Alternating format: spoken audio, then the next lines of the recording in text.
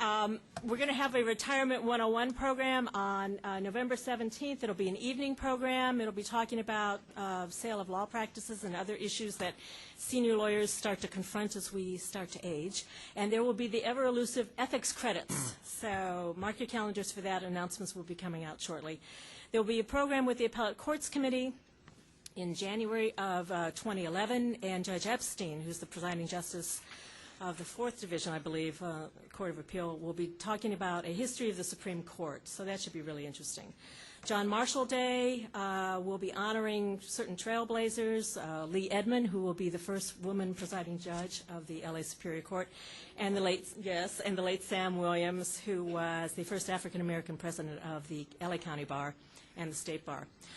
Before we get started, just some shout-out thank yous to some people who were very involved in this program. David Pasternak, where are you? Thank you so much for all your hard work. It was David's brainchild putting this program together. He arranged the speakers. He suffered through innumerable emails and telephone conferences with other volunteers from the section and LACPA staff. So, David, we are eternally grateful. Thank you so much. Hugh Bealey, the vice chair, who has done a wonderful job of helping put this program together. Marilyn Elper, our section program chair. Marilyn's in the back. And thank you also to LACPA staff, Sally Sucho, Clark Brown, Jason Isais, Marjorie Diaz, Cecilia Gomez, and especially Gail Coleman, our wonderful, tireless, and always cheerful, even in the face of dealing with all of us lawyers, section administrator Gail Coleman. Gail, thank you so much. Thank you to all the staff. So this is the 3rd annual Frozen in Time program. Since we're senior lawyers, we thought that some historical programs might be interesting, and based upon the attendance tonight, thank you very much. There obviously is an interest in these kinds of programs. I think especially tonight, given the nature of the topic. Seth Huffstedler is our moderator. We're delighted to have you, Seth. Thank you so much. Seth is a former president of the Los Angeles County Bar Association, a former president of the State Bar of California, a former president of the American Bar Foundation, and I'm exhausted just thinking about all these things that he's accomplished. His biography and those of the other panelists are in your materials. And with that, I will turn it over to Seth, who will introduce the other panelists. And I think it's going to be a really interesting evening. Thank you so much.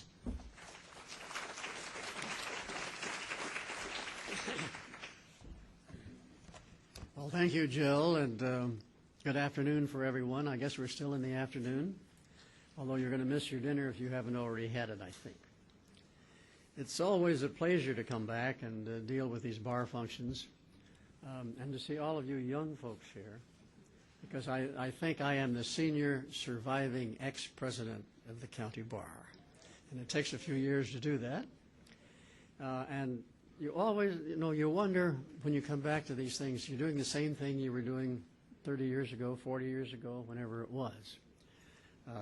The mention of the appellate bar, the appellate committee operation, we started that when I was on the Board of Governors, and it was something we worked at. My wife and I still primarily spend our time working on the appellate law. And the mention of Sam Williams, there was no finer guy ever to come along.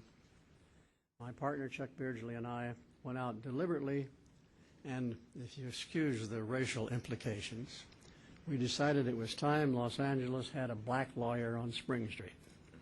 Deliberately went out and found one of the greatest guys. There were several, a whole bunch that we could have hired. We hired Sam Williams, and of course he was with us until his unfortunate early death, but a marvelous guy, and he did a great deal for this bar association. Well, welcome to all of you. It's a pleasure to be here with all of you and with 5 such distinguished speakers.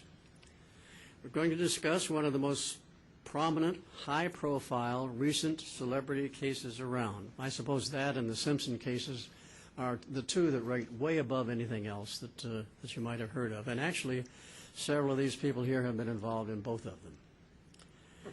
I don't think we could possibly have a better group of professionals to tell you about these 2 cases. Let's stop and think for a moment. So far as the criminal trial is concerned, we have the judge, and we have the defense lawyer and the prosecutor. You can't match that anyplace else if you're going to talk about this case. For the first case, the sexual harassment case, we have the two lawyers who were involved in that and who eventually settled it. Carl Douglas over there and Larry Feldman next to him. They get along very well, incidentally. They're good friends. So I do want to pass on and my thanks and many kudos to David Pasternak, because he did negotiate with each of these people to get them to set aside their busy schedules and to come down here and to present this program. And I think you'd have to agree they are indeed the first 5 people that you would think of if you wanted to have such a program. Well, it's my pleasure to introduce them to you. Most of them, all of them are impressive. Most of them are well-known leaders in their field, and they have all had a tremendous amount of experience, particularly on the kind of problems that we're talking about. High-level, high-profile, dealing with press, media, how do you deal with the crowds, and how do you deal with the problems? I'm going to introduce the speakers to you in alphabetic order. So that's not necessarily the order in which they will appear here, nor indeed is it the order in which they will appear in the dramas that they're going to tell you about. But it's how they come alphabetically, and I can't think of a better way. First of all, at the far end is Carl Douglas. Carl's in private practice now with his own firm, the Douglas Law Group in Beverly Hills. Each of these people have so many honors that I'm really not going to tell you about them, but he's been Attorney of the Year for various things and various other things that he has accomplished in the past. Been Lawyer of the Year. You may remember the Lauren Miller Award from the John Langston Bar Association. I'm always happy to mention the Langston Bar Association because when I was president of the county bar, I negotiated with them at some length to get them to join and affiliate the county bar. Perfectly good reasons they had for not wanting to deal with the county bar because the county bar hadn't treated them very well in past years. But we did work it out. They did join, and I'm happy to tell you ever since then I've been an honorary member of the Langston Law Club. Enjoy that. The thing that brings Mr. Douglas here is that he represented Michael Jackson in connection with that first sexual harassment case on which Mr. Feldman was on the other side, and he and Mr. Feldman will tell you about it. But he also was the managing partner of the Johnny Cochran law offices, and he was responsible for organizing, maintaining, and cooperating with and getting the dream team that represented O.J. Simpson in that case. So he's had the experience on both sides of these very high-level cases.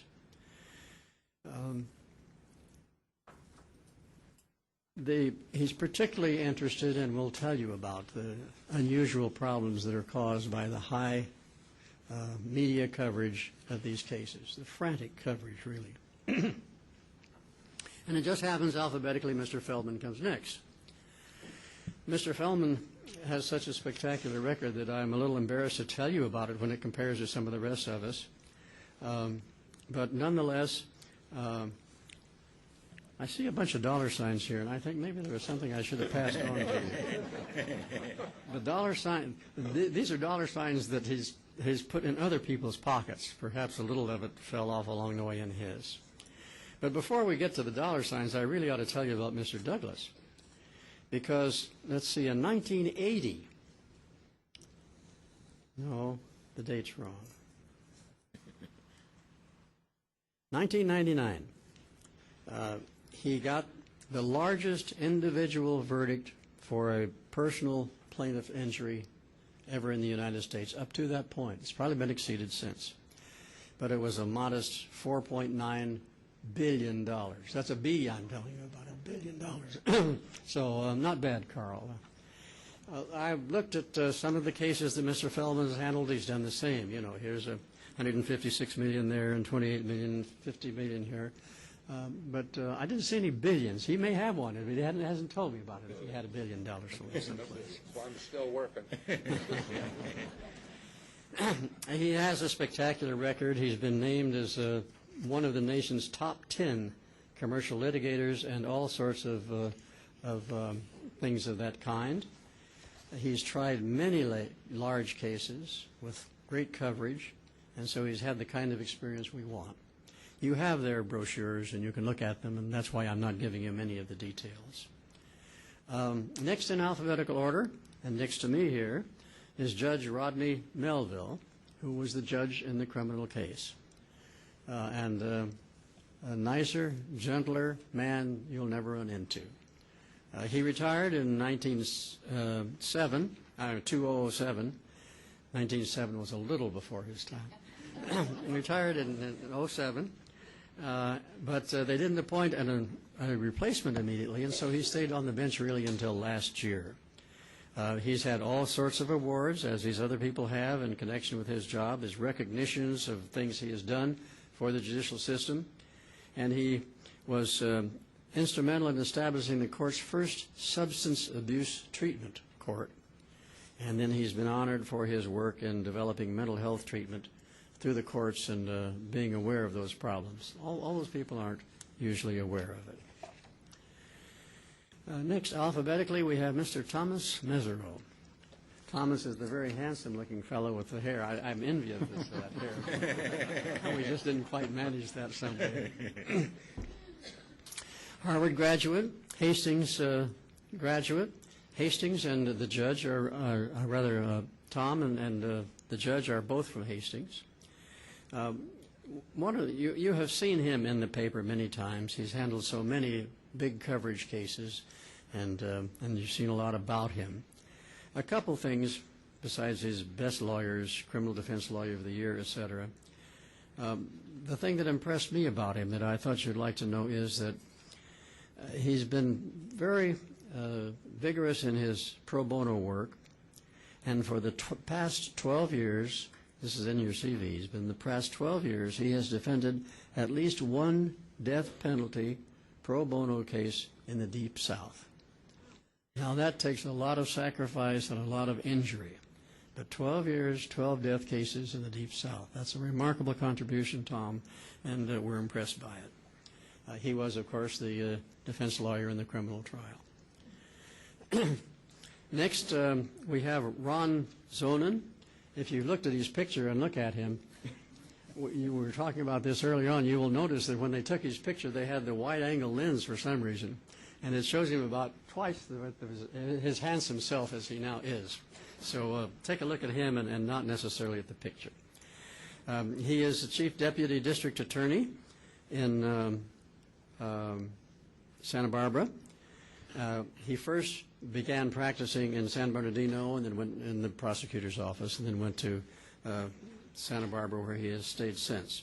Again, he has the awards as trial lawyer or judge of the year and that's prosecutor of the year and that sort of thing.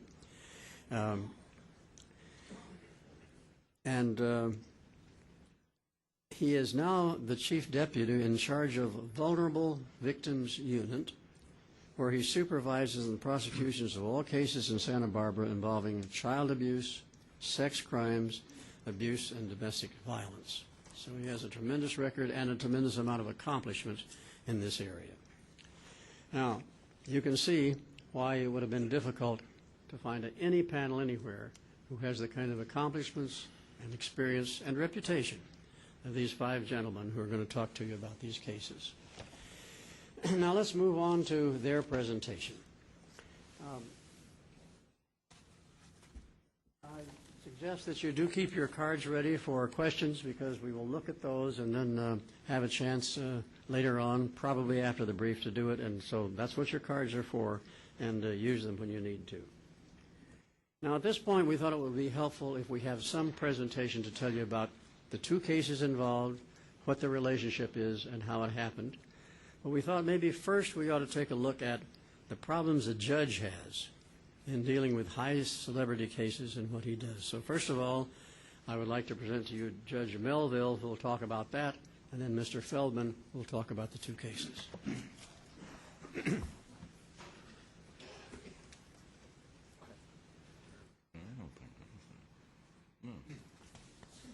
Thank you very much. Good evening, everyone. Thank you for the invitation to come down and speak to all of you. I appreciate it very much. For those of you who don't know, Santa Maria is a small town located in the most northern part of Santa Barbara County. The county is divided geographically by a mountain range. Santa Maria is 85 miles north of Santa Barbara and is generally known for its vegetables, strawberries, and more recently, wine grapes. Highway 101 is the main corridor and does not pass through the town, but merely passes by it. Michael Jackson's ranch is located in Santa Barbara County, north of that mountain range. For the purposes of filing lawsuits in Santa Barbara County, there is a local rule that is inviolate. That rule is, what happens north of the mountains stays north of the mountains. This explains why People versus Michael Jackson was tried or filed and tried in Santa Maria. The case was assigned to me shortly after the complaint was filed. There had been a lot of speculation about the number of people, both fans and supporters and reporters, who would show up. Representatives of Mr. Jackson at that time estimated there would be 10,000 fans, and news reports said that there would be 300 satellite trucks descending upon our courthouse. Fortunately, these estimates were grossly exaggerated. Still, on some days, there were over 1,000 fans or public at the courthouse, and even the 10 to 15 satellite trucks that did show up seemed to dwarf our small courthouse. Now, the event that really grabbed my attention was the simple filing of the complaint. That was done on December 18th, 2003. Mr. Jackson was not present. His attorneys were not present. The DA filed the complaint and had a short news conference on the courthouse steps, or I should say on the porch of a mobile home that served as one of the courtrooms. My court administrator, anticipating that there would be a great demand for copies of the complaint, prepared 500 copies so that he could hand them out after the district attorney made his statements. Well, he was overrun by members of the media. They fought for copies. They nearly crushed him. The police literally had to go in and pull him out and rescue him. It really brought home to me the need to immediately get a handle on this situation and set some rules to guide this trial. So by the time that Mr. Jackson and his attorneys made their first appearance for the arraignment on January 16th, that's almost a month later, we were better prepared. Now, immediately after the complaint incident that I described to you, where I almost lost my court administrator, I set up a team to handle this case. And the first thing that we did was we sat down and we set some goals to guide us on all of our other decisions. We agreed on the following goals.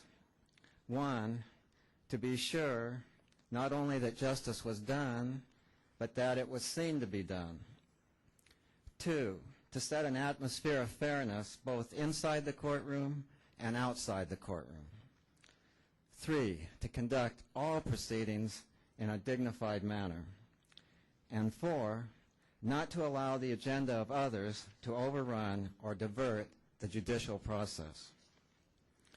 Now, in order to further these goals, I needed to try to anticipate the problems and the solutions necessary to successfully handle the case. The key to handling this case definitely was teamwork. The team that I set up consisted obviously of the court administrator, the lieutenant in the sheriff's department in charge of security, the supervising research attorney, and my courtroom staff. We met regularly throughout the proceedings and continued to do that, discussing each day what the problems were and how to resolve them. From the first meeting, responsibilities became clear. Daryl Parker, the assistant executive officer I described earlier, was assigned to interact with the media and the public. He had been a clerk in the LA courts during the O.J. Simpson trial and had excellent insight into the challenges of a high-profile case. We contacted other courts who were simultaneously dealing with high-profile cases, such as Scott Peterson and Kobe Bryant. They provided us copies of their decorum orders, and we adapted them to deal with the problems that we had specifically at our courthouse. These decorum orders dealt with behavior outside of the courtroom by the public, the media, and they dealt with behavior inside of the courtroom by the public, some of them attorneys, but anyone who was to touch the case. These decorum orders were subject to the contempt powers of the court. One of the things that we did immediately was to set up, or ask the media to set up a committee to deal with them, so that there were huge numbers of people in every area of the media, and we had to have leadership there that we could start negotiating with and start deciding what to do. So we asked them to set up a committee. We called it a steering committee, and they started meeting on a daily basis. Daryl Parker representing the courts, and people from the media representing the media. We had people from every type of media, the TV, newspapers, radio, blogs, people who were writing books, photographers, a big group of people that met with us. So by doing this on a daily basis, we were able to deal with the problems that arose and reduce friction between the court and the media. After the initial shock of handing out copies of the complaint, we set up a procedure to issue credentials to the media. The process required that each individual present themselves to us, their identification, and proof of their employer and their employer's phone number. We put all of that, including a picture of them, on a badge, a credential, which they had to wear anytime they were on the court complex. We issued 2,000 credentials with representatives from 32 countries. We not only had a large media contingent, but we had a great number of spectators. The spectators also represented many different countries and interests. On the day of the arraignment, there were definitely way over 1,000 fans in front of the courthouse. There were probably that many media, and then there were some interested public just standing further back and watching. We allowed what we did is set up a seating situation in the courtroom. This is what we did. We allowed the media to agree on who they were going to let into the courtroom. I dedicated half of the seats to the media, half of the seats to the public, and the front row was a buffer that we put nobody in those seats except maybe an artist or a guest of one of the either parties or anyone who had a guest. But what we wanted was a row where people could not interfere with the attorney's privacy as they talked to each other. As for the public, we had a lottery every morning for the seats. And the seats in the courtroom, at least at the beginning, were in high demand. We did not allow any phones or cameras into the courtroom. They were checked in at the door, and they were retrieved on the way out. We did set up a media room with a closed circuit, one camera on the witness stand, where overflow media could go and watch the trial. They were allowed to take their phones into that room, but they were not allowed to power them up. However, the advantage there is that if they wanted to go out and make a phone call, they could come and go freely, and they could power their phone when they went out. The reason they couldn't power their phones in there was, again, the photographs. We did not allow any photographs.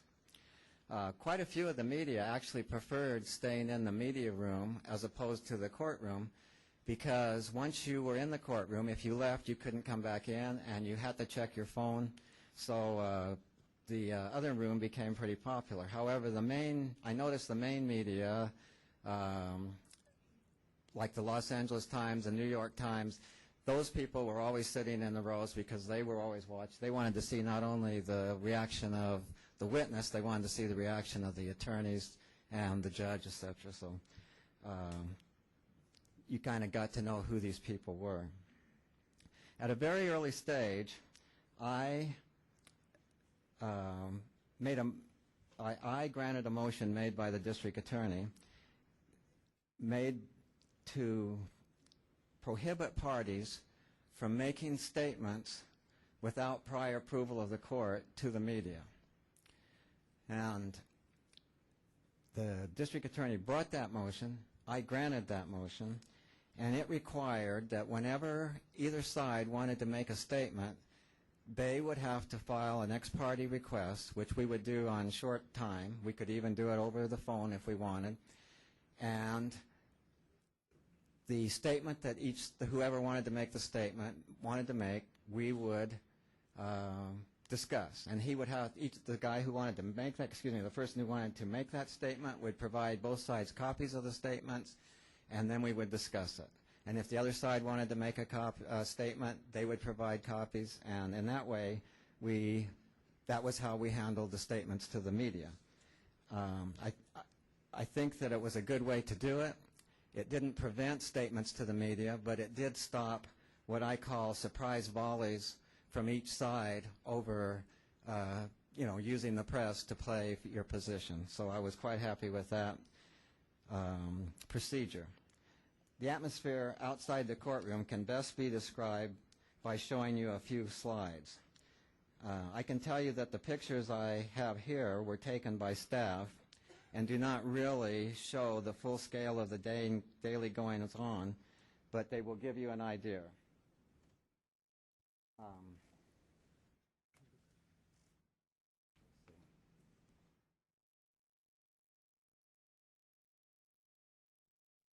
Okay, I didn't realize the first, this is up here right. It's right there. Let me show you a slide. Go ahead. You need somebody? No, this takes care of it quickly. I can do this. This is a group of people that showed up at the arraignment and probably showed up on other times, and they were from a church in Los Angeles, and they marched around the courthouse saying, with that sign saying that Michael Jackson is innocent.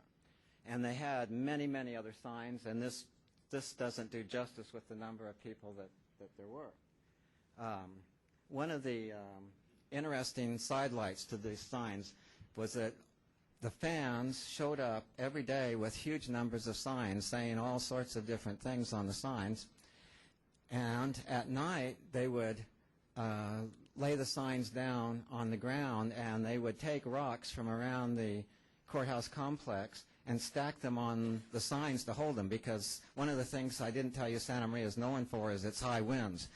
It has a lot of wind. So they were holding their signs down at night with these rocks. Well, the sheriff's department thought they were piling rocks as weapons. And so one night, they carefully removed all the rocks. That got rid of the problem of signs. I mean, the signs all blew away, and we didn't see near as many signs after that, and I don't think there's a rock on the courthouse complex to this day. These are just examples of the type of signs and people that showed up to express their opinion. That's a rock band that showed up, wanted some sort of publicity. I mean, I didn't realize this, but if you want publicity, just go to where the media is. They don't have anything to do most of the time, so they'll talk to you and take your picture. That's a lineup for people going in to get seats on the lottery drawing in the morning. That's some of the news media and their coverage. They were just everywhere. Here's someone who showed up because, again, I know he's passed away now, but at that time he was able to get a lot of TV coverage by showing up there and talking to him. Here's an attorney. Here's an attorney. And Reverend Jackson came, and he spoke at length, and once again, he knows, I said, what's Reverend Jackson doing here? Well, the cameras and the news media had nothing to do, so he knew that, taught me something, and he was able to speak about a lot of things there. This lady, I'm not sure why she was there, but she refused an interview with the camera and the TV because she said it was beneath her dignity.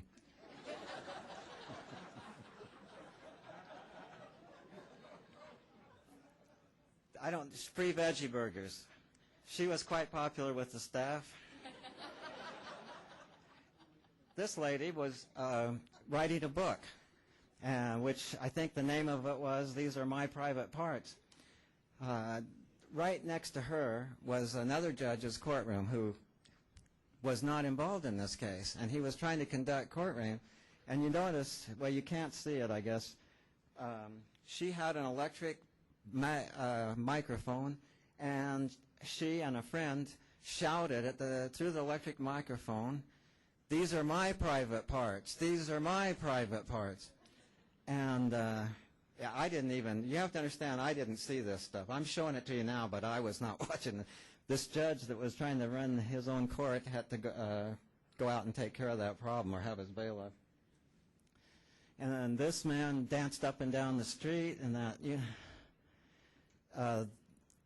there were several religious groups who came up, and they weren't just standing there showing their signs. They were singing and chanting, and that's another one. Now this fellow, I have no idea. There were allegations in this case that Mr. Jackson put wine in Coke cans and called it Jesus juice and gave it to the children. And, you know, it's a wonder he wasn't crucified. This is the arrival and departure. And this is the arrival, the cavalcade of cars, and then the departure was the same, of Mr. Jackson and his group. This is a picture of the jurors that I'm going to tell you a little bit about later, that no one could take their pictures, no pictures in the courtroom, and this was an artist showing the jury. This is the actual courtroom, and I'm going to tell you a little bit about that in a little bit. And this is just, again, the media, and this is the final slide, and I have permission from Los Angeles Times to use this slide. But this is our courthouse, and this is how the satellite trucks lined up, and the media was all over in there, and that's how the cars came in and out, and the courtroom is right where it says Building G, basically. So that's all I wanted to show you on the slides. And the complaint was filed on December 18th, 2003. The trial convened about 1 year later on January 31st, and the verdict was returned on June 13th, 2005. In between the arraignment and the verdict, a lot happened. There never was a preliminary hearing, as the DA took the case to the grand jury, and Mr. Jackson was indicted on April 22nd, 2004. Between the arraignment and the indictment, there were motions filed and hearings primarily relating to discovery issues. But immediately after the indictment, on April 26th, Mr. Mesereau substituted in the place of the previous attorneys, Mr. Garagos and Mr. Braffman. Now, California Rules of Court, Section 243.1, sealed records, provides the procedures and requirements for sealing court records.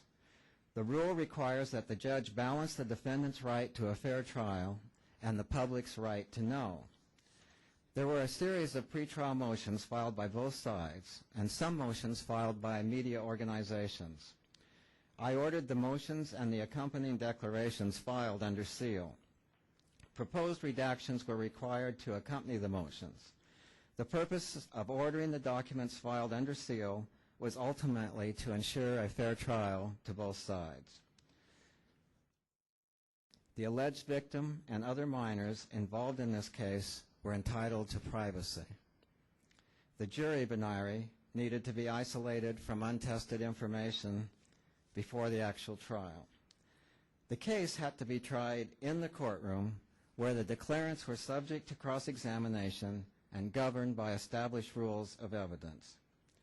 Santa Maria has a small jury pool, and the media coverage, as you know, was very intense. Where could one transfer the case if a change of venue became necessary? I remember seeing a cartoon at that time with two lawyers looking longingly at the moon, saying to each other, I wonder if they could get a fair and impartial trial up there. On another level, we sought help from the Judicial Council. There were huge numbers of motions and declarations through the pretrial hearings. It totaled thousands of pages, and the clerk's office couldn't possibly handle the large demand for copies of everything that was filed. So we made application to the Judicial Council to have them amend a rule that already allowed electronic access to civil cases. We wanted that changed to allow electronic access to this particular criminal case and other unusual criminal cases. In a highly debated session, members of the Judicial Council voted 9-9 on this rule. This required the Chief Justice to break the tie, and he voted to allow us to have this new electronic rule allowing unusual criminal cases to be displayed electronically. Without this rule change, we would have required at least 2 or 3 more clerks and certainly more sophisticated copying information or support electronics. So to this day, whenever I see the Chief Justice, I thank him again for breaking that tie vote. Security measures played a very important role in this case. Everyone who entered the courtroom was searched by electronic screening every time they entered. They were required to check their cell phones at the door and pick them up on the way out. There were bailiffs all over the place. They conducted the screening, and there were always several of them in the courtroom. When the trial started, we conducted court from 8 a.m. to 2 p.m. There was no lunch break, but there were several restroom breaks. The media dubbed this the Melville Diet and proffered the opinion that from a well-known nutritionist that it wouldn't cause you to lose weight, it would cause you to gain weight. And he was right. We all gained weight. Under this schedule, 8 to 2, we were able to get a full, at least 5 hours of testimony and evidence every day. And those of you who are trial lawyers will recognize that getting a full 5 hours of testimony in any courtroom going, the normal hours would be highly unusual. So this really worked for us. And the point of the schedule was twofold. One, it allowed only one coming and going. And you have to realize that there was a huge uproar whenever Mr. Jackson and his attorneys arrived at the complex, and another uproar when he left the complex. And those things are time-consuming, and by narrowing it this way, we had, as I said before, only one coming and going. The other thing was that there's weapons screening. And so if we took a break, the breaks that I told you about for the restroom, nobody left the screened area, so there was no double screening. They went to the restroom, came back, but if we'd broke at noon or whatever, we'd have had to have screening again. So it really saved us a lot of time to run this schedule on this day, this time scan. It also allowed the attorneys the afternoons to prepare, and I don't know really how they felt about it, but I really used that time it was extremely important to me to have those afternoons, because the attorneys in this case filed a lot of paperwork, made a lot of motions, and required a lot of time for all of us. The research team was led by Jed Beebe, who is now a judge on the bench in Santa Maria, and he had an assistant and 2 interns. We had a lot of applications for interns that year, and they would read everything that the attorneys for the 2 sides prepared, and then in the afternoons we would conference and do further research and try to get to that motion the next day for oral argument. I think you've asked that we wait for jury selection, and that was the last part of my presentation. Yes, let's do that. All right. There's one other thing at this point I want to say, and that is that I would be remiss if I didn't mention the attorneys in this case, because both sides were represented by the most skillful and ethical advocates. If it were not for their professionalism, this case would have had a considerably different face. Thank you.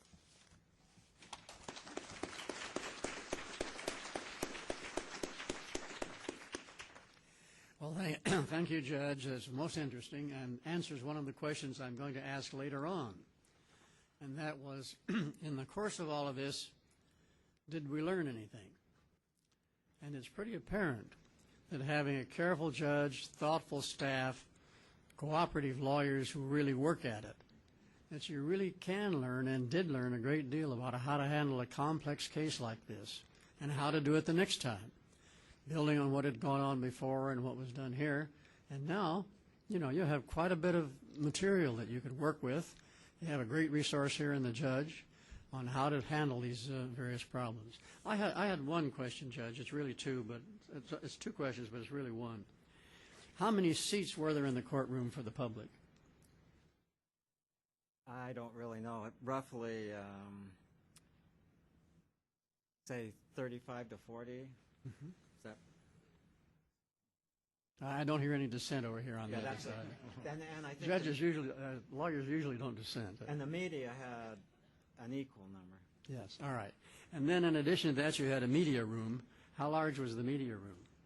It was our court likes mobile homes. It was a large mobile home, and it held all of the media representatives that wanted to be in that room. No one was turned away from that room. I had some pictures of that, but in deference to them, I didn't want to show you how they look when they're relaxed. or with what they were drinking, I'm sure. Any other members of the panel have a question they'd like to ask now? Larry? Judge, when you muzzle the lawyers in a high-profile case like I resent that word.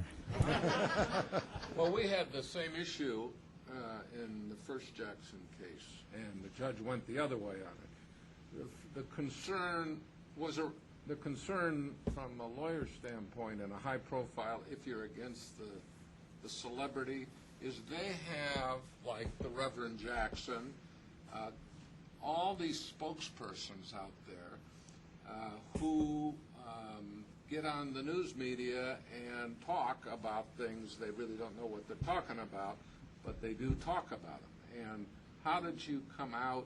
You said you muzzled them, but did anyone raise that, and what was your thoughts about Well, that? you said I muzzled them.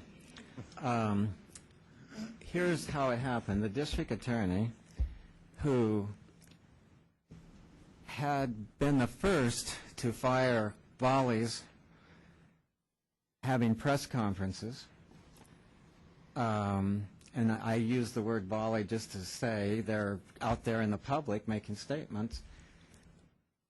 And the second also was the side that brought the motion to control the press releases, so to speak. Mr. Garagos was the attorney of record at that time and is an expert.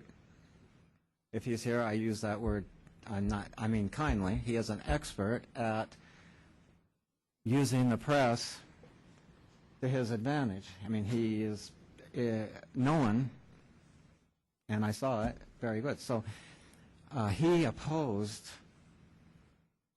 my motion. In fact, he may have even appealed, may have sought a writ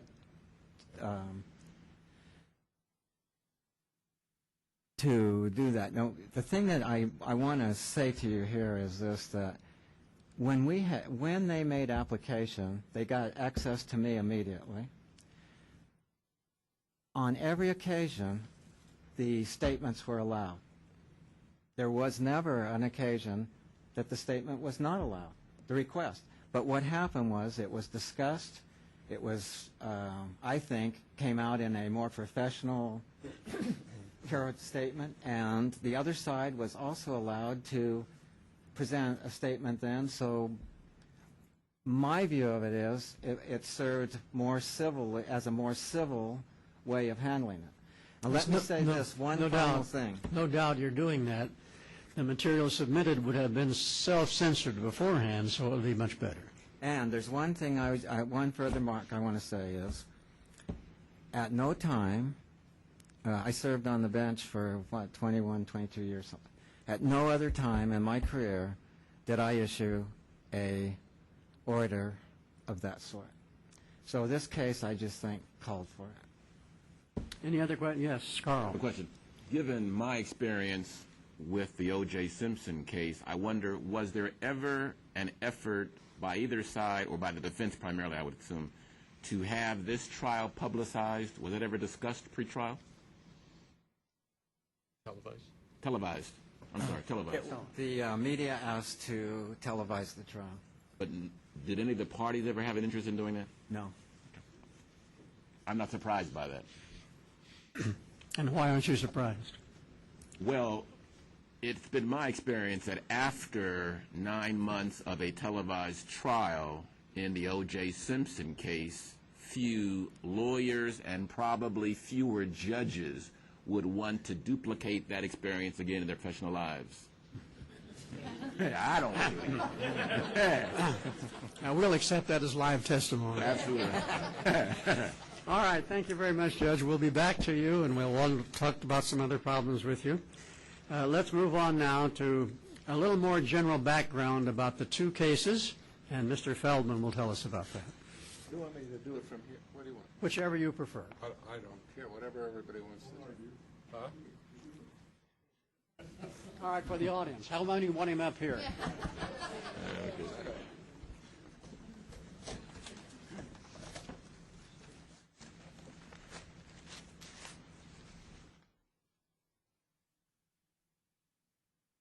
Good evening. I had the privilege to represent two young, keep going, two young boys, both who claimed they were molested by Michael Jackson. They had some similarities that even though they were 10 years apart, that's worth pointing out, and some differences about those cases that I think are worth pointing out. Bearing in mind, it was civil. And in one, the first case, I actually litigated that case and went through the same stuff as Judge Melville has talked about and fought about the same issues. And I'll get into that when it's time to talk about that. And in one case, we didn't really litigate it because the criminal case went first. But both boys had this in common. They were 13 years of age.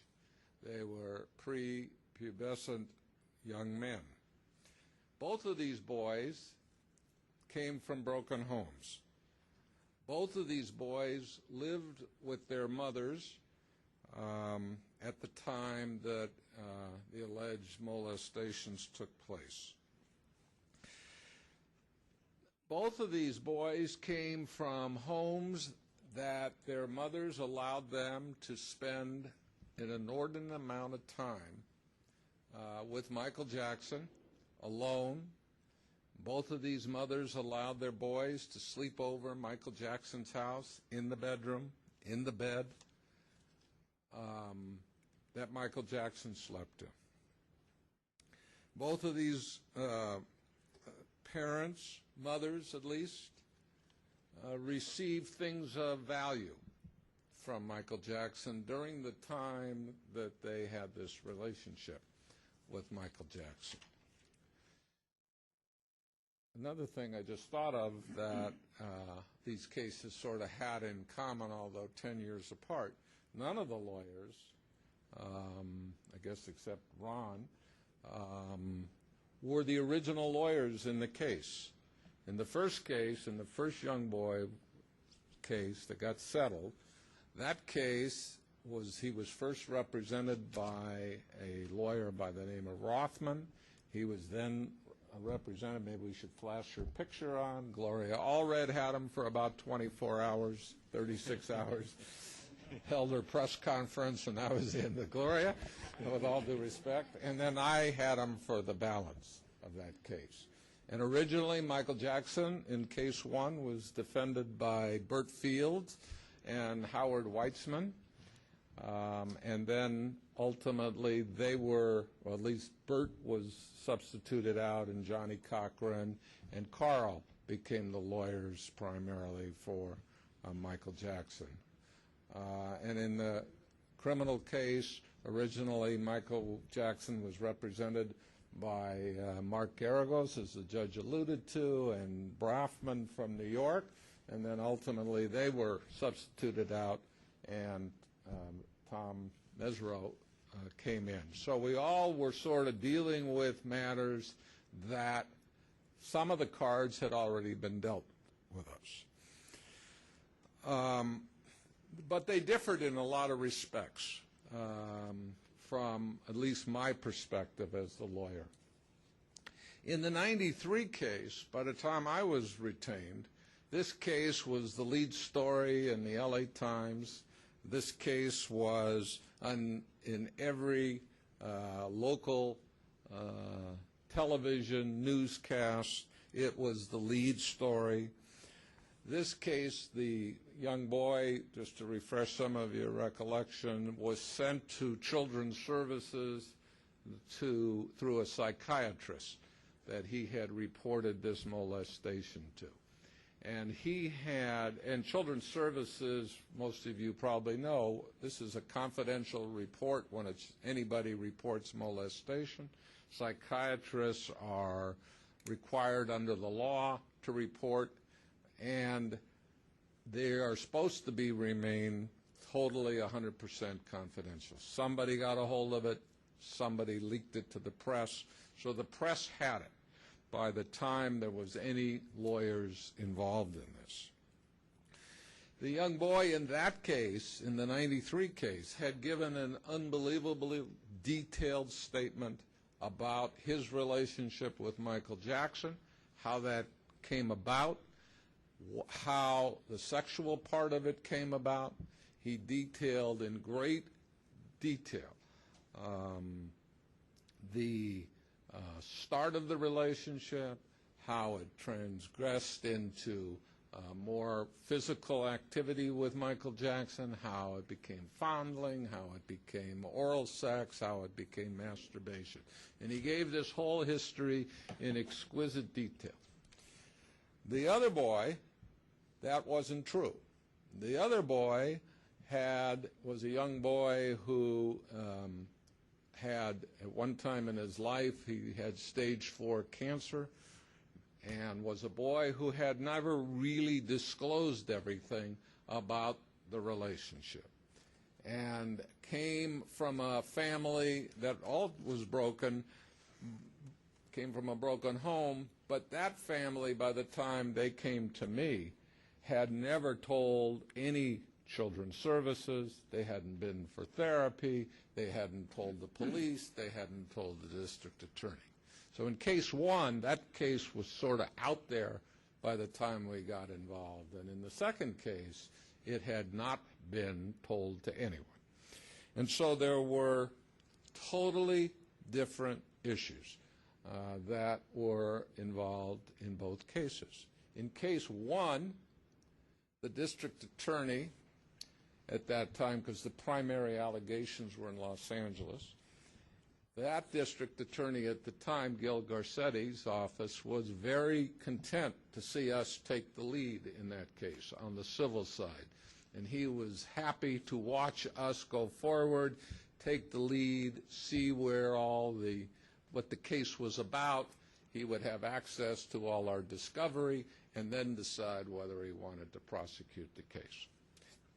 In the second case, it was just the reverse. The district attorney in Santa Barbara, who ultimately got the case, insisted that the criminal case take place. So first, and that there be no civil case, and that the civil side of the case take a back seat, and they, rightfully so, wanted to control the case and how it would be tried and what would be tried and how it would be dealt with in the press and elsewhere. And so there was totally different things going on. The kinds of decisions that I made in the first case, I wasn't making in the second case. The district attorney was. How this case would play out was the district attorney's choice in the second case, where in the first case, I had the total control of how it was going to play out. And the reason I asked the judge the question about how he determined what to do, when we took on the first case, it was amazing to me. I mean, I had had cases before where the media was interested in it.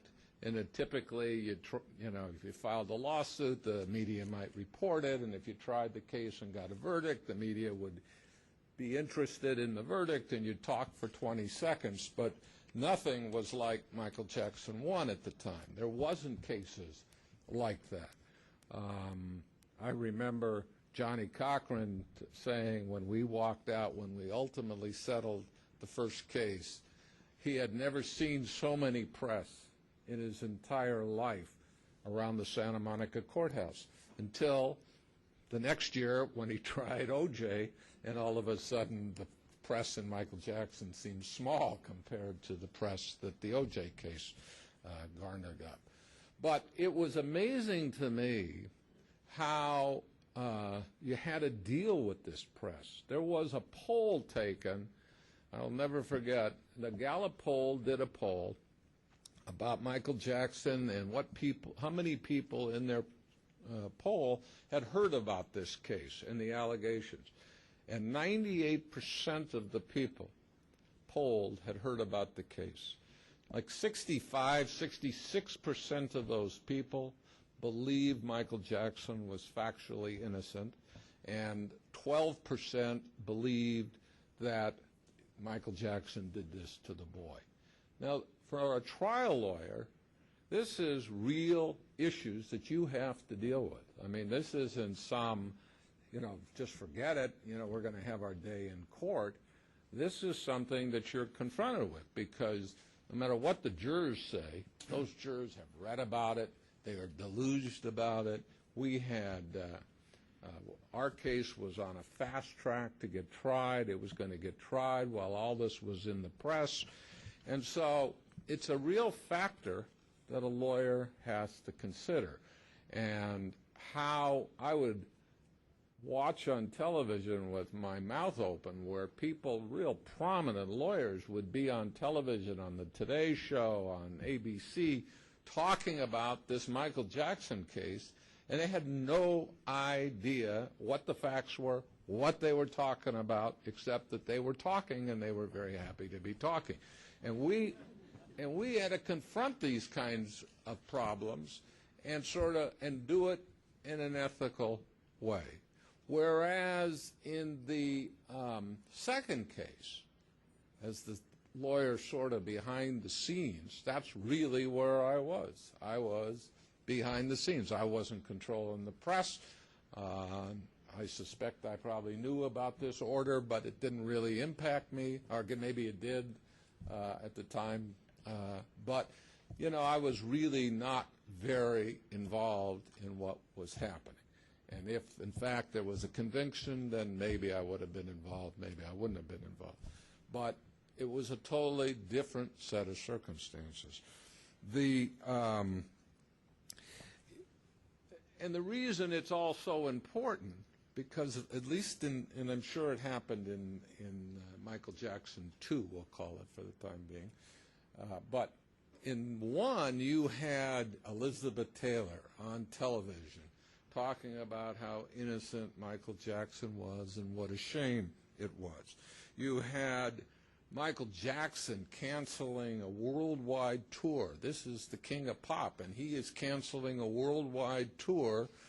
I think it was the Dangerous tour at the time, because he was so upset about what this little boy was doing and so fragile. You had Anthony Pellicano, who in those days was not in jail, but he was the spokesperson.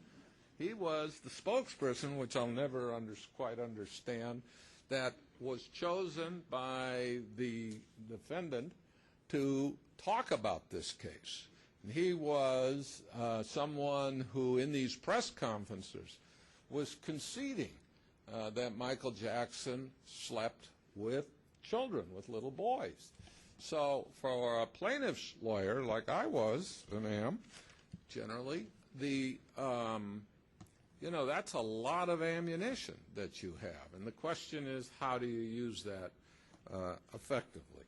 And on the other hand, they were claiming there was extortion, that the father of the young boy was trying to extort money by trying to get money for this.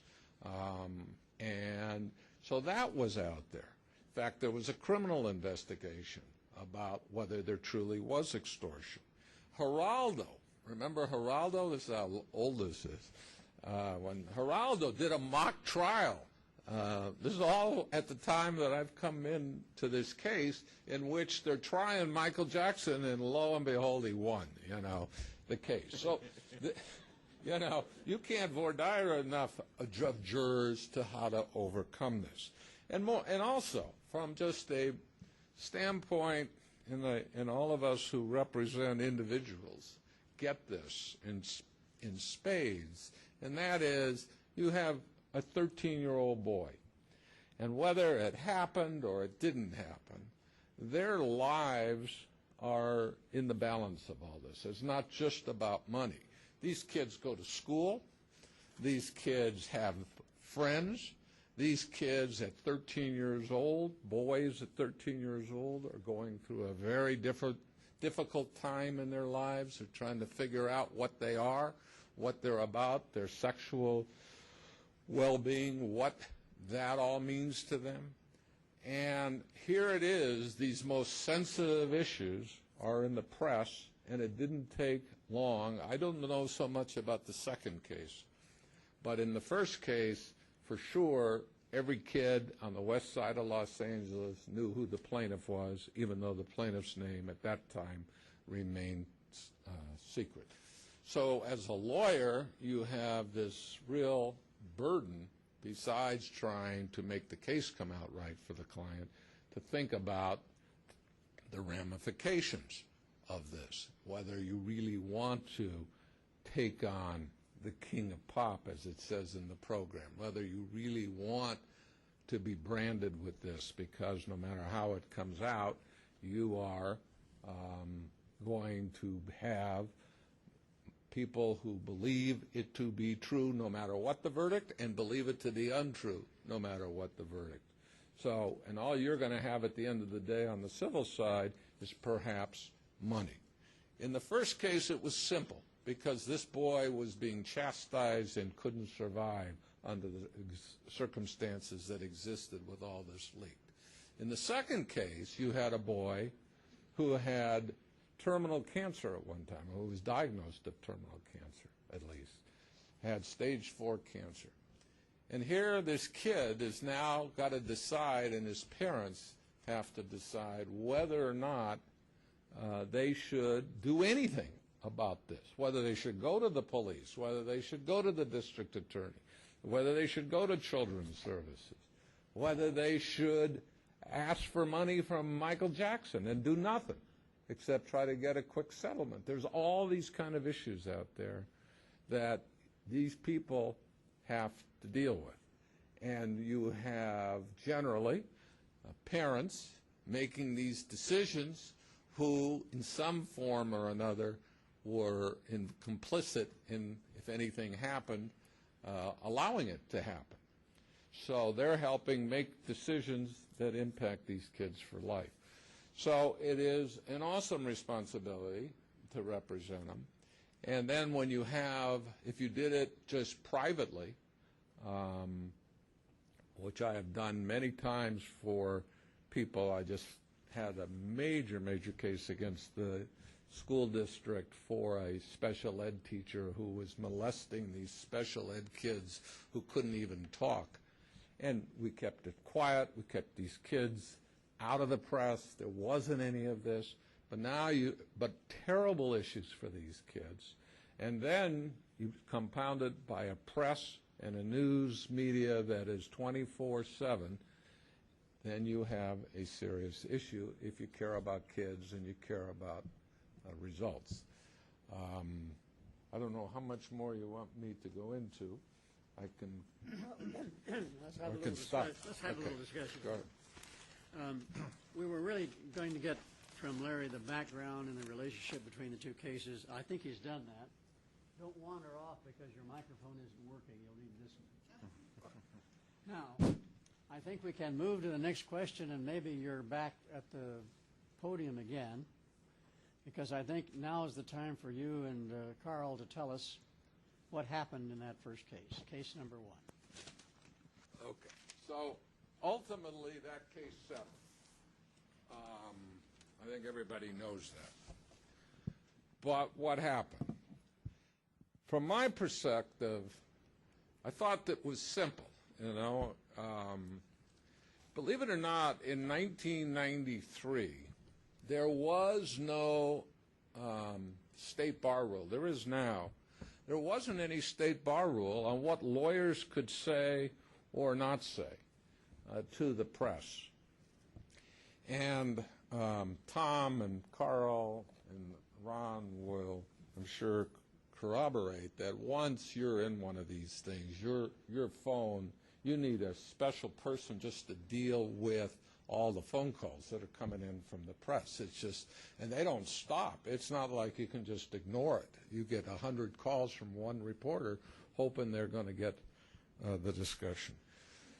But with you, and you'll give them an interview. But so I didn't even know what the rules were. So I kind of started with, let's think about how we're going to do this, given the backdrop that I gave you with all this publicity.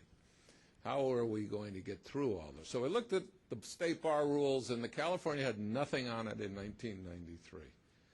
We looked at the ABA rules, and they had some general rules that you can't prejudice the case by any extrajudicial statement, and that seems pretty simple, and even if we don't have the rule here in California, it sounded like something that would be pretty simple to follow.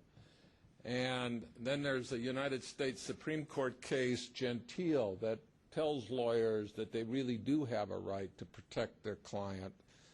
It's a criminal case, but it applies in all cases that you have a right. You can't prejudice the case, but you have a right, like what they did in Michael Jackson 2, when the prosecutor gets up and says, I'm charging Michael Jackson for sexual molestation and all the charges they brought, the defense has a right to get up and say something in the press to defend them. So it's just not a one-sided barrage. And obviously that's what Judge Melville was trying to protect, to make sure both sides, at least some facts got out there. So we knew what was the sort of the media take on this, and we also were quite aware that at that point in time, there was a big PR machine out there for Michael Jackson. He had a lot at stake and a lot of money at stake, and there were lots of people invested in him coming through this unscathed. And so we had to figure out how to deal with this. And ultimately, we figured that we would do this in a way in which we litigated the case extremely hard, that we would not have to talk to the press, we would not have to go on the Today Show, but that we would embark on a strategy that allowed us to say everything we needed to say in court documents, which are public records generally. One of the things we had that, this is before Carl and Johnny got in the case, if we could get Michael Jackson to answer the complaint before the boy turned 14 years of age, we were entitled to a trial in 90 days. That was the selling point to the district attorney, to give me a chance to see if we can get this under a 90-day speedy, or 120 days it probably was, 120-day speedy trial. Filed the complaint. They answered the complaint for whatever reasons, and then we filed a motion right away to get a speedy trial. The defense, with all due respect to them, had to worry about not just defending Michael Jackson in a civil court, but more importantly knew there was a criminal case behind this civil case, and they had to defend him worrying about his Fifth Amendment rights. Now, as he tried to fight back our motions for a speedy trial, we litigated that hard in papers. And we always paid respect to his rights under the Fifth Amendment, but we also made it clear that if he had nothing to hide, and given we had a 13-year-old child at stake, we ought to go and have this litigated. It'll be behind both of them. And the press loved it and picked it up. Every time we did depositions, if one of the employees, and we took a lot of depositions in the case of people who had knowledge about Michael at Neverland and his relationship with this young boy, the minute the lawyers would try to stop him from answering a question, we would be filing documents about that and what the question was and why it was relevant and where it was leading to, and the press would run with it and love it, and there'd be declarations. When we wanted to have an exam of Michael Jackson, and take pictures of Michael Jackson, because the young boy made allegations about his physical parts, his private parts, as you saw, we had to describe them in detail in order to show why we were entitled to these pictures. So we litigated it hard, but clearly within the rules of litigation. And it almost didn't matter whether we won or lost. The fact is we were getting even by all these types of things. There was a motion made by the defense, I don't recall if Carl was in it or not at the time, to try to gag the lawyers, and I took the position that gagging the lawyers doesn't solve the problem. At least with the lawyers, you do have a chance that you get an accurate report about what took place. The problem we had is, as that motion was being litigated, you had people from the Jackson family giving interviews telling how poor it was that we were suing Michael and how bad it was for Michael, and et cetera. What you'd expect family members to do. So we could control the lawyers, you could control the clients, but you couldn't control all the people who had a view. So that was the course that we took.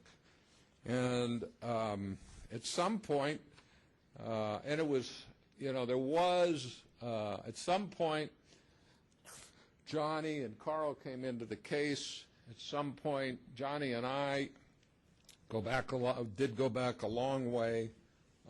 I had the really distinct privilege of representing Johnny a lot of times in his life, and we were able to trust one another, along with the help of three judges who sat in on a very secretive settlement, and we were ultimately able to get the case settled and work through all the problems and all the details for the benefit. It was, and they trusted me, and I trusted them, and it was able to get settled. It didn't resolve the problem with the district attorney, whether they would bring a case, but it was pretty clear to everyone that once you go through one of these things, when you are 13 or 30 or 50, the appetite to go through it again, when you finally get some respite, some peace, whether it be in a criminal case or a civil case, is not that, you're not that hungry to do it again. And for this kid who had to live his life and was now financially taken care of, and you have a district attorney in that case who wasn't really aggressively doing anything, it wasn't that hard for him to make the decision that he had had enough of this and didn't really want to go forward anymore. So that's sort of the background of that case and what happened in that case. Michael Jackson went on to live his life, and this boy went on to live his life. And that's pretty much what happened on the case, the civil case in 1993. You can take this one. You're still entitled to another word occasionally. Pardon me. Now we'd like to hear from Carl, who represented Michael in that case, as well as in various other matters, about his versions of what happened, and particularly his views on how you really defend the king of pop, how you deal with all of this press, how you do it in an ethical manner, and how you try to get a fair result for your client.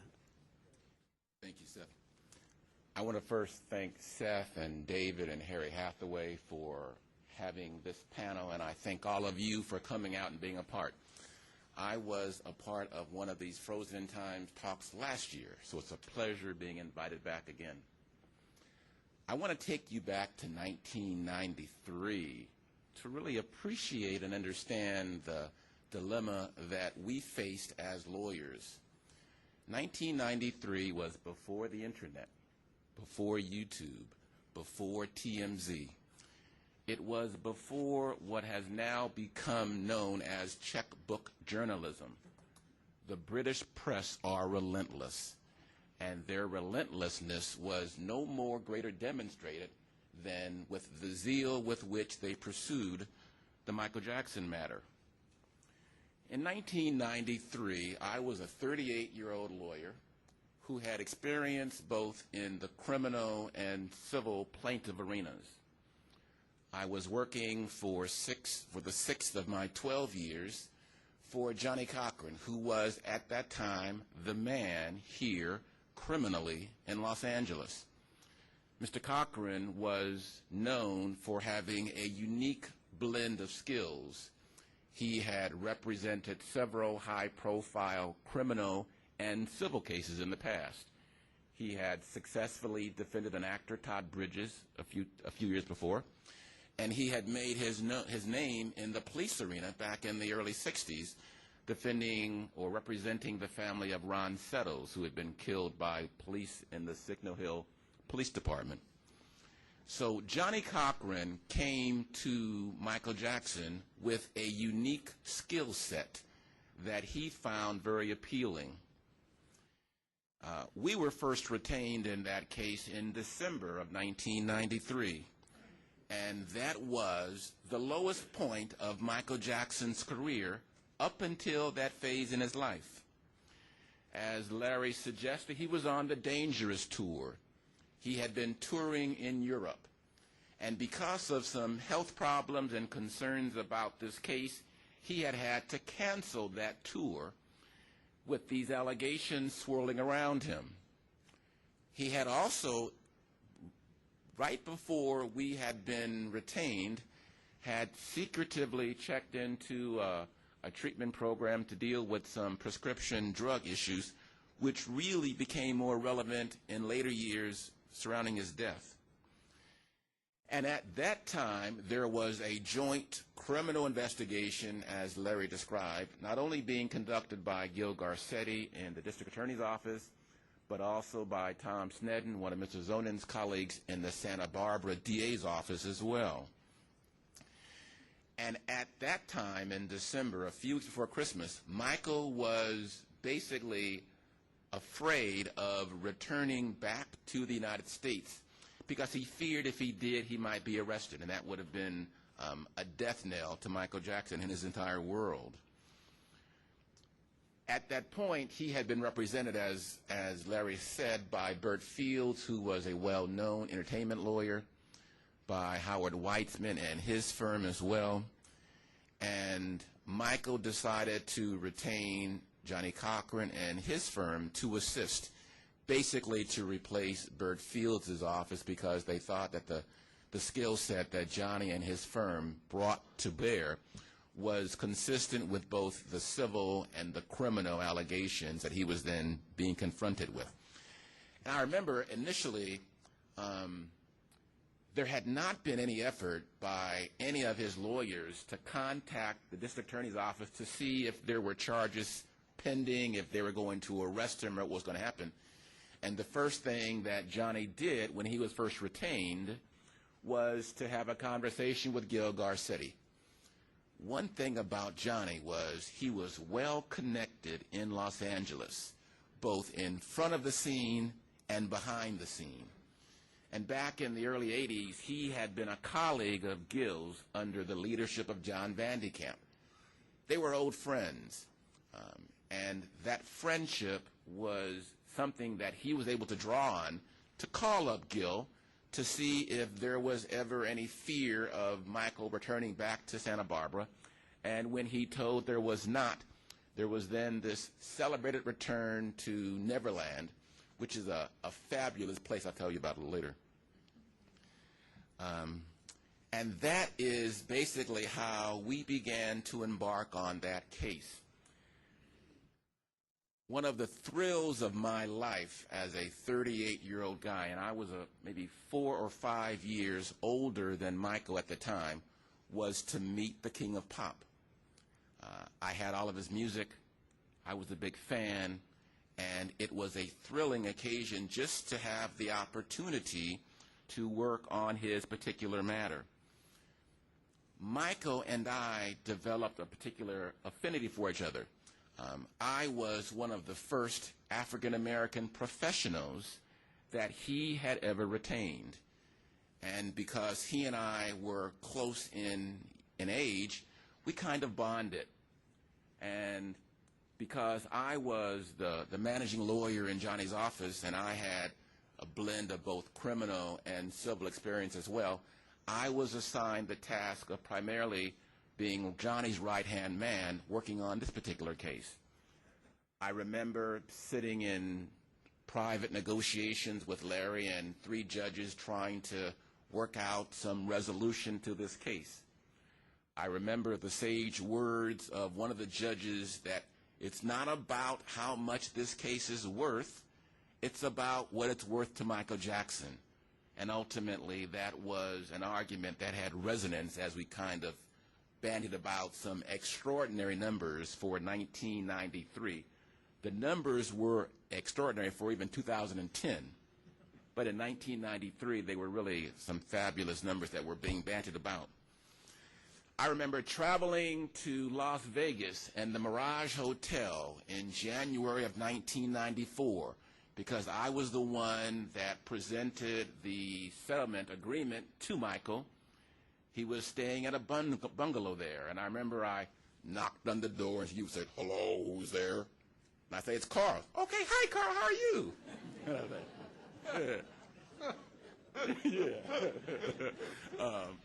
And I remember I was the witness for his signature on all of the lines of the settlement agreement.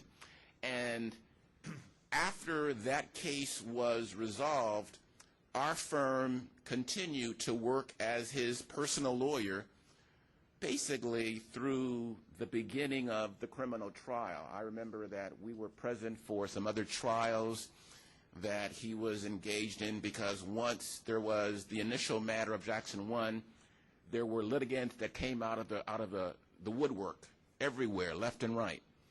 I remember that we were involved working on his divorce with Lisa Marie Presley, which is a whole nother seminar I could tell you about. I remember that I was involved with decisions about transitioning from Mark Garagos, who was then representing Scott Peterson, to Benjamin Braffman, who was a lawyer from New York. And by that time, in the early 2000s, Johnny had moved to New York. And I was not clear, because I had left his office some years before, at how sick he had become by then.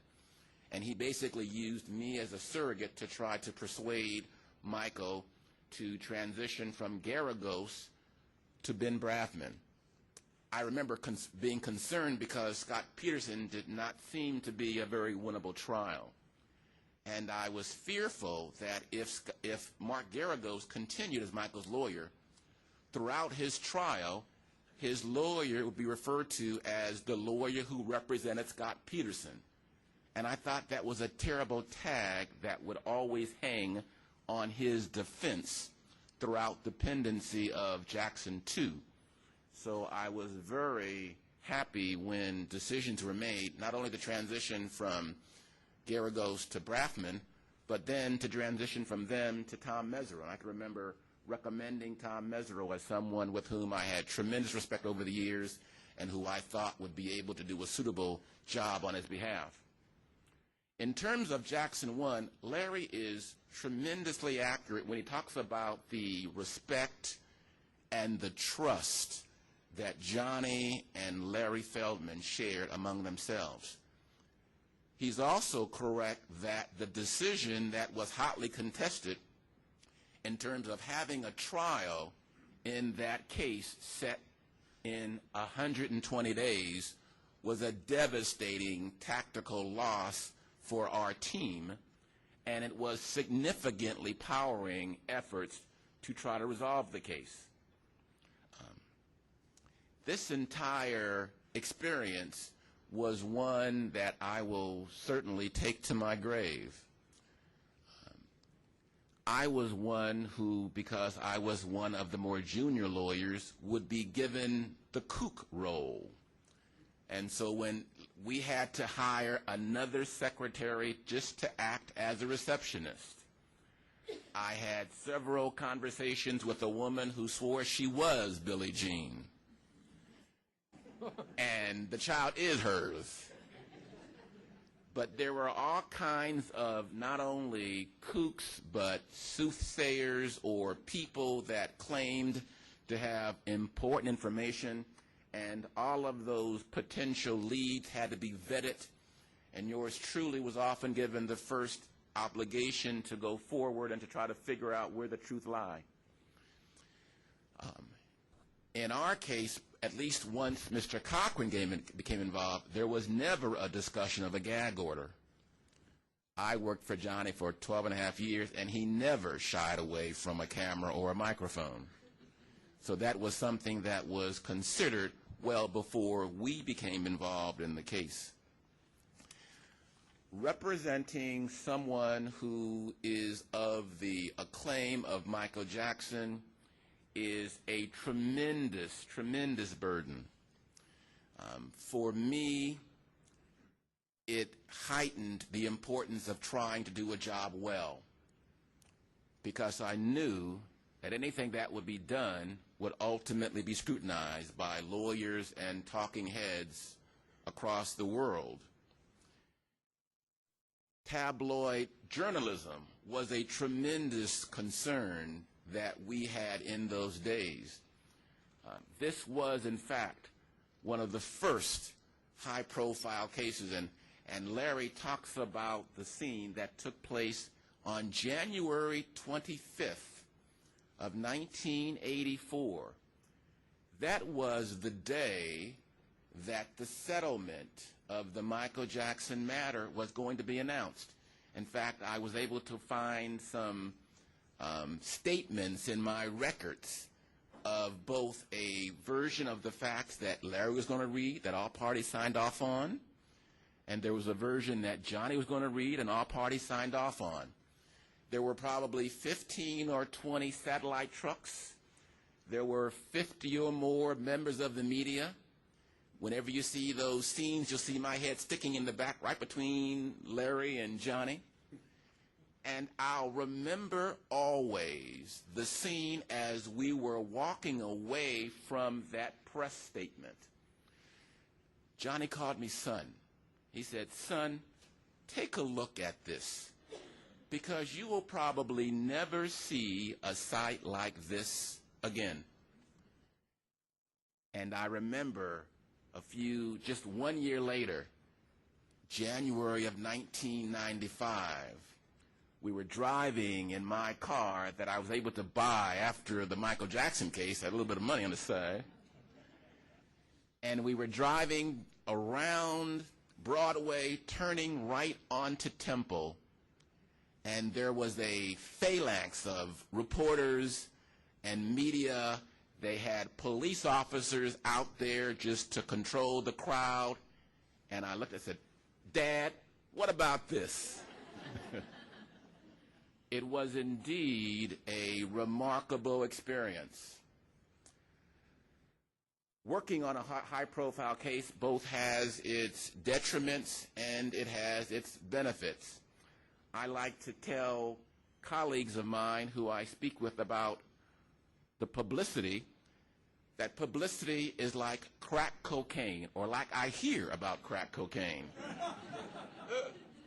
Because it can make you lose your mind. And I'm always instructing other lawyers that it's not all that's made out to be. It's a tremendously important possibility that can be fraught with all kinds of dangers. I remember that the experience that I had and that I drew then taught me a lot when I was involved in the mother of all high-profile cases at the time, which was the O.J. Simpson case. And the experience of having that trial televised each day became a lesson that both litigants and I'm sure judges took to heart. It's difficult having your daily work scrutinized by a camera or analyzed by people who don't really know the nuances and the subtleties of what's going on each day. I can imagine if there was a camera watching a mechanic tune an engine. Look, he's using that wrench instead of another kind of wrench instead.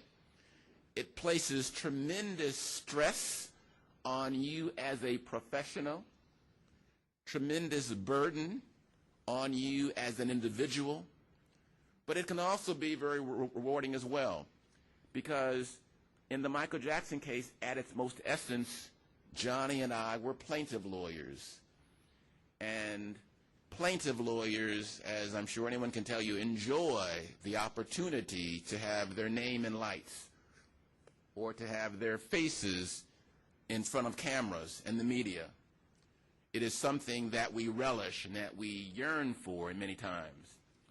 And we found that, particularly since I've had both a criminal and a civil experience, civil lawyers yearn for the publicity that criminal lawyers can enjoy, and criminal lawyers yearn for the money that the civil lawyers make. But the experience is one that I will continue to take with me, and I thank you for allowing me to share some of my thoughts with you today.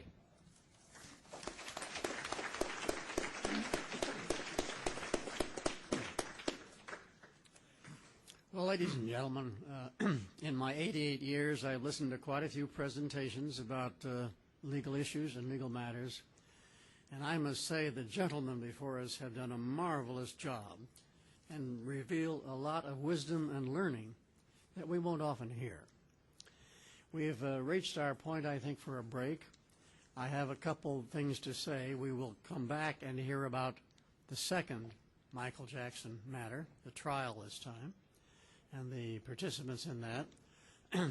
But for all of you, if you have questions, remember to deliver them right over here. And we will take a look at them so we'll be able to do something with them before we leave.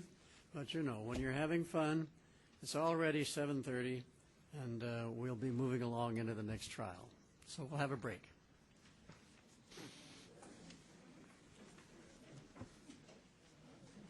You can talk about being a witness in a second. Go ahead, sure. Okay, if I could have everyone's attention, please. We're going to get started.